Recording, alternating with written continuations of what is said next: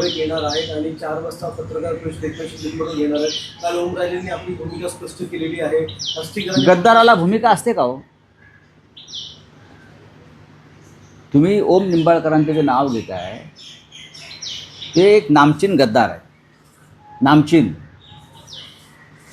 त्यांच्याबरोबरचे जे इतर लोक आहेत ते सुद्धा नामचीन गद्दार आहेत. गद्दाराला भूमिका असते मी आत्ता ऐकले.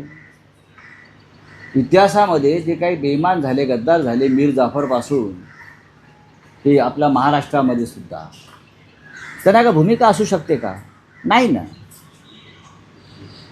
जर महाराष्ट्राच्या स्वाभिमानाची कोणाला चिंता असेल तर या गद्दारांना गद्दारच म्हटलं पाहिजे, बेईमान म्हटलं पाहिजे, महाराष्ट्राचे शत्रू म्हटलं पाहिजे, मराठी माणसाचे दुश्मन म्हटलं पाहिजे.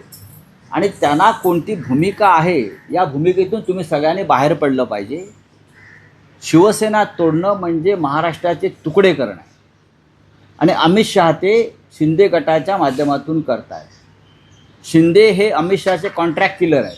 जसे पूर्वी अंडरवर्ल्डमध्ये दाऊदचे होते कॉन्ट्रॅक्ट किलर, करीम लालाचे होते कॉन्ट्रॅक्ट किलर, युसुफ पटेलचे होते कॉन्ट्रॅक्ट किलर, तसे शिंदे आणि त्यांचे लोक जे आहेत हे अमित शहाचे कॉन्ट्रॅक्ट किलर आहेत. आणि हे कॉन्ट्रॅक्ट किलिंग जे आहे हे महाराष्ट्र नेस्तनाबूत करण्यासाठी